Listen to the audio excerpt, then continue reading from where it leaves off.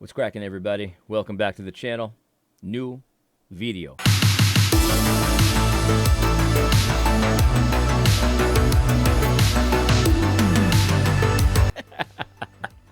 Oh man, there's a Mexican, a real cholo, ex-prisoner content on YouTube, and that's how he starts his videos. New video. He's a very good, very funny channel. I like that channel. It's called Dubs, in case you're looking into it. But in any case, yeah, you know, I had some very disturbing dreams last night. Well, there was one in particular that at the end, the very end of the night, that was extremely disturbing, and I'm not going to even speak it out because it's so disturbing.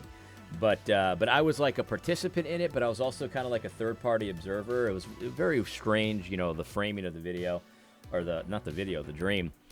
So we're not going to talk about that. But the night started with a dream that was disturbing in its own way, but also kind of comical. I'll tell you about that one. So what had happened was I was playing in just like a recreational baseball game with some other men, and there was a Mets scout there, and I had like a great game, you know, and they signed me to a $30 million deal to play for the Mets. And but in the dream, I knew I wasn't good enough to play for the Mets. Like I wasn't even good enough to be in the minor leagues. Like I knew that in the dream. But for some reason, they signed me to a $30 million deal. And so the entire part of this dream was me thinking through what am I gonna say when I inevitably suck, when I inevitably can't play for the Mets, and they signed me to this monster deal, and they even had an option, a player option for the second year.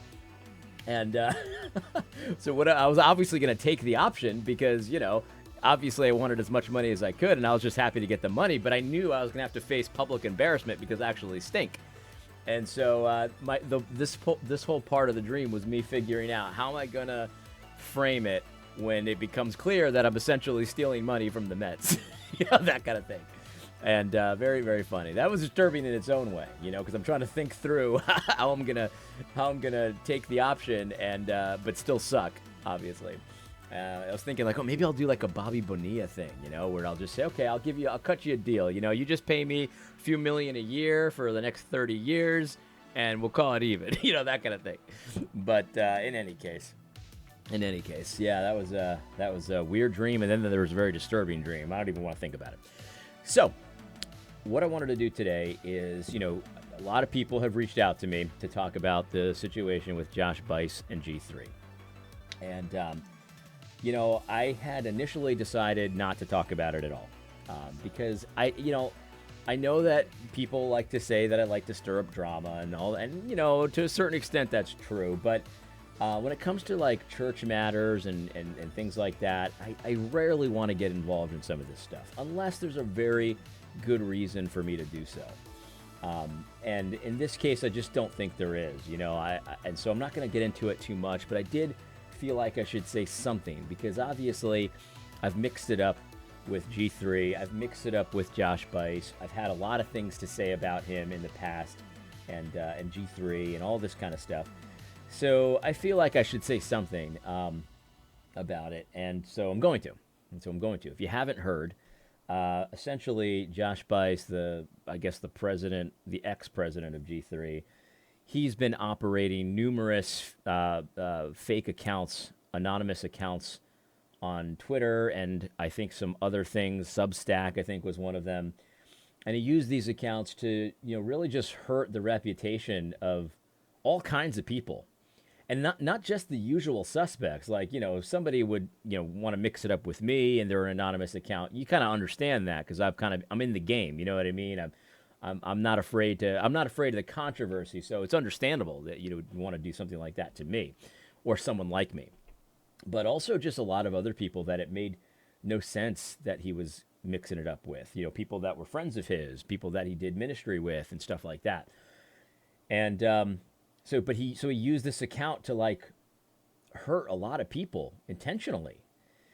And so here's the thing that's kind of weird about this whole situation. You know, my friends and I have known about this for a very long time, at least two of the accounts. Now, apparently there's more than two. Like he had numerous anonymous accounts that he did this with. We didn't know about all of them, but we knew about some of them. But the thing is, we didn't really say much about it, and I didn't do anything with it with this knowledge because number one, we didn't know for 100% sure. We were pretty sure, like 99% sure, but we had some doubt. And so we've known about this for a long time, and it's been very weird for a long time. But yeah, so that's the situation, right? And it's not. I don't like thinking about it, to be honest. Like I don't. This is not. This doesn't give me any satisfaction. Like I don't really like. I've never liked Josh Bice that much. I mean, like I have no real problem. Like I don't have a personal problem with him. But he just never really rubbed me the right way. You know what I mean? Like it's always been kind of like, yeah, who cares, right? So he's not like a friend of mine, but he's not really an enemy either.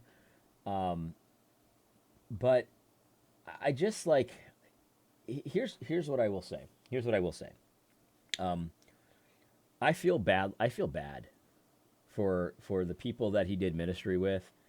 I feel bad for Scott Anil. I feel bad for Virgil Walker.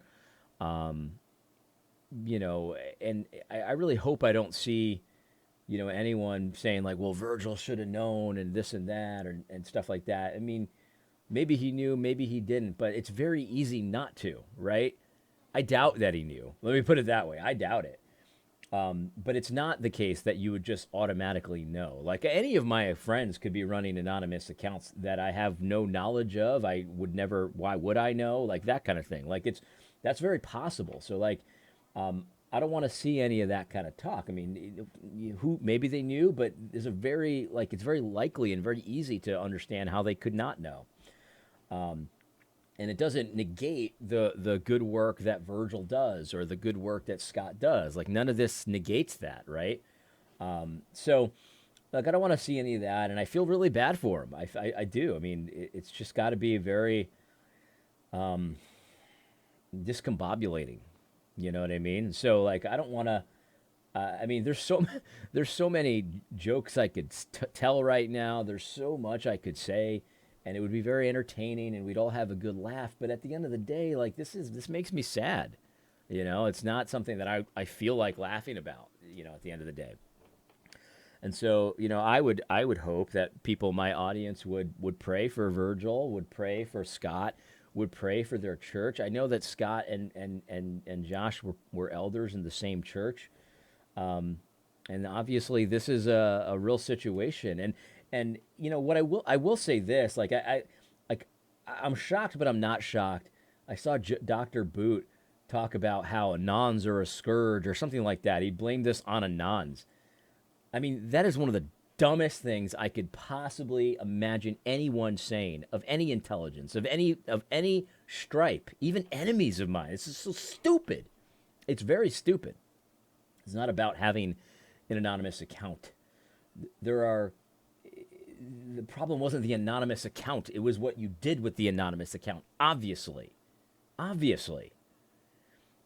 But whatever. He's on his mission. He's on his crusade. Let him do whatever it is he wants to do. So I feel really bad. I feel bad for G3. This is not something that it's not something that anyone needs right now. You know what I mean? And look, I mix it up with G3, and you guys know how I feel about the different things that they've said or done over the years, and none of that's changed. But at the end of the day, G3 is. I mean, sure, they're enemies to some of my ideas, but they're not enemies. You know what I mean? Like they do a lot of good work, and there's nothing wrong with it, acknowledging that and supporting that. And this is a disaster for them. It's a disaster. And it's not something I'm happy about. It's not something I want to joke about, really, necessarily. And if you want to joke about it, I'm not saying you're a bad person. It's just not something that I feel like I should joke about. Here's the other thing, too. I was telling some people this privately, but I'll just tell you publicly, too. I feel like I would be a very poor judge. You know what I mean? Not that I couldn't judge correctly. Like I feel like I've got a good instinct for who's telling the truth and what to do and all this kind of stuff. Like that part of it, I'd be fine at. But I have a lot of. I'm just gonna say I have sympathy for Josh. I do. I have sympathy for Josh, and I'm not gonna defend anything that he's done. Obviously, you know what I mean. I'm not gonna lift a finger to defend him from these things that he's done. It's just inexplicable, right? Why you would do some of these things. But I have sympathy for him in the sense that your head has to be in a very, very weird, sad place to do some of this stuff, to do some of the stuff that he's done with these accounts. It makes me sad to think about the headspace I would have to be in order to engage in this kind of behavior. It makes me sad to think about that. That's a sad existence, to not be able to confront people or to do things or to say things that you want to say because you're trying to, I don't know. I don't really even know what you're trying to do. I mean, on the one hand, it seems clear you're trying to stay above the fray and have the appearance of being so squeaky clean, but you need an outlet for it, and so you choose these anonymous ways to take issue with people. That's a sad existence for a man. That's sad.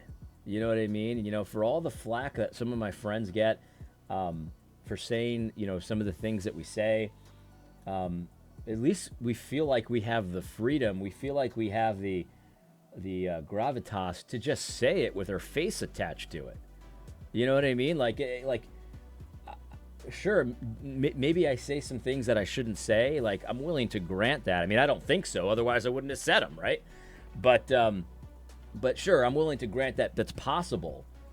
But at least I'm not like sneaking around, like feeling a certain way that I feel like I can't tell anybody about it. Even some of my closest confidants. That's sad, man. That's sad. And I think, to be honest, if I had to guess, I think where some of this comes from is just kind of being behind the scenes and seeing what's done to people that say certain things behind the scenes that aren't quite 100% in line with the whole message and stuff like that, and not wanting that to be you know what I mean, and so you do it secretly. Like, that's it's just a sad existence. Like, I just can't even imagine like being in that headspace. So I feel sympathy for Josh, right? Not gonna defend anything he's done, but I feel pity for him. You know what I mean? I feel pity. And it's in that way that I feel like I'd be a bad judge, right? Like I just have a penchant for just having a lot of pity for sometimes people that I shouldn't have pity for. You know what I mean? And so this is what's so interesting about the Bible, right? Like you constantly get, the call for mercy, right? You get that call for mercy, and the Bible says it again and again. You should have mercy because it'll be justice without mercy for those who have shown no mercy. And you get this, but you also get pretty regularly in the law of God situations where the Bible says you should not have pity. You should not have mercy. And there are some people, and I think that I'm one of them, that needs to be reminded that there are situations, there are instances where you should not pity. I have on my screen here, this is from Deuteronomy, talking about false witnesses. False witnesses that rise up, they testify what is wrong, and the Bible says, well, if you find that out, you go before the judge or the priests, and they do their cross-examination. It turns out you were lying about this other person. Then whatever he thought to have done to that person through the lie, you should do to him. So if this person says, yeah, that person robbed me, or that person killed so and so, and it turns out you're lying, well, whatever was going to happen to that person if they were guilty now happens to you. And the Bible looks at this, and I think it kind of the Bible preemptively recognizes that there'll be situations where you're going to feel pity for the liar, right? You're going to feel pity for the liar. And what does it say? It says, thine eye shall not pity. Thine eye shall not pity. As much as we need to hear about mercy and grace, and some of us, that's our problem is that we're too merciless, right? We're too You know what I'm trying to say, right? So we need to hear those grace verses, those mercy verses. We need to hear those, right? But then there are also some of us that what we need to hear is this: thine eye shall not pity. And so, I'm glad I'm not in the position of authority over Josh. I'm glad because like this is the kind of breach of trust that like I just don't see how you get out of it. You know what I mean? I really don't. And what I mean by that is not that you can't be forgiven of it. Of course, anyone can be forgiven of something like this. You know what I mean? Even Josh Bice. Even if you don't like Josh Bice, he can be forgiven of something like this. But when you're forgiven, that doesn't mean that you're instantly put back into a position of trust, of authority. You know what I mean? In a position where inherent in the position is conflict that requires a certain amount of cojones, like a certain amount of willingness to sit in the tension, to have a contentious conversation without hating the other person. You know what I mean? I'm not in those positions. I'm not in authority, but I do think that I have a bit of a gift. You know what I mean? I'm going to be grateful to the Lord for this gift, that I'm willing to be in that contentious relationship without letting it completely destroy my opinion of the other person. That's one of my strengths, right? I've got weaknesses too, but one of my strengths is that I'm willing to have the tough conversation. I'm willing to sit and be uncomfortable. I don't like the tough conversations. Every time I pick up the phone with someone who has a problem with me, it's not fun. I don't like it. My heart starts to race a little bit more. I mean, you've been in these situations, right? You've been in conflict, your heart starts beating and you feel all weird and it's not comfortable. But you're willing to be in it.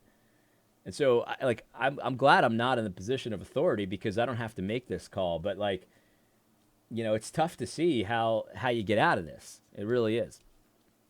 And so that's all I'm going to say. I mean, I'm not going to make jokes about it. I just wanted to say something because obviously people, they messaged me to get the funny video because I've been at odds with G3 before. But I think I've done a pretty good job in it over the years. And even in the G3 case where it's sure, I'll say what I think, with my face attached to it, about what G3 is doing in X situation or Y situation, but it doesn't mean I have any ill will towards them. I don't think that means that everything that they've ever said is now suspect, is now something you shouldn't listen to. I think I've done a pretty good job over the years that I don't consider them my enemies in general. They're maybe they're my enemies in a certain conflict, but that doesn't mean that I'm against them. You know what I mean? Or I want bad for them. I don't. And so that's all I'll say about that. I don't really. I mean, again, I'm not saying that you're doing anything wrong if you're making jokes. You know what I mean? You guys got to do what you got to do, and that's fine. But just for me, I'm not going to do it, and that's that. But I would just ask everyone to just pray for, especially if you can't bring yourself to pray for Josh, which I think you should, because it's this very sad situation. It very much is. And then I would say at least pray for Virgil, pray for Scott, pray for their church, because these are all real people, right? These are all real people that have real work that they're doing. They have real ministries. They've got real reputations. They've got real situations, right? I'd pray for them, man, because this can't be easy. This can't be an easy time. And, so that's what I'll say about that. I think that was it. Yeah, man. Yeah. Oh, and just on the Anon account thing, right? I see, obviously, you've got Joe Boot saying, well, the Anons are a score. It's just unbelievable that he sees this situation and that's what he goes to. I mean, talk about an autistic focus on something. It's just everything, no matter what, it's got to be related to my thing at the time. It's just unbelievable. But obviously, the problem's not Anon accounts. Anon accounts aren't the problem. It's what you do with it, right? And just to be clear, I have owned one Anon account in my life, and I've never posted from it, I probably still have it. I haven't used it in a while because I haven't needed to. Because the reason why I had it is so that I could see posts from people that had blocked me. Back when you used to have to do that, you don't have to do that anymore. Now you could still see their posts. You just can't respond to them or whatever. So I don't need the Anon account for what I needed it for before. What I needed it for before was to see posts from people that had blocked me. Never posted from it. So it's obviously not the Anon account is my point. I had an Anon account, and what I used it for was completely non-nefarious. It was completely it was just for a functionality that didn't exist on Twitter before. And now that the functionality exists, I don't need it anymore. Don't post from it anymore. You know what I mean? But you know, I posted. I mean, my pinned tweet here. This is why, man. I posted this 2 years ago. 2 years ago. It's been pinned on my thing ever since. It's unbelievably free out here. This is why I have so much sympathy for Josh's situation, because he's never experienced this. He just hasn't. Where he just is free. You can just do things. You can just say things. You don't necessarily need to be in that position where you just refuse to get your hands dirty. The work is dirty work a lot of the time. You know what I mean? I don't mean evil. I mean, like, you know, you don't come across perfectly squeaky clean all the time. And that's okay. So this is what I've experienced, you know, these last, 10 years or so. Maybe that's too much, but you know what I'm trying to say. Ever since I've been public, I've experienced this kind of freedom. And so many people don't feel like they have this kind of freedom. And they do. And it can be yours, and you have it. Because you only answer to the Lord. You don't answer to, the whims of whatever rules of decorum the mob says you need to have. You just don't. Anyway, I feel like I'm rambling now. Hope this video was helpful. God bless you. Virgil, Scott, praying for you. G3, praying for you. God bless.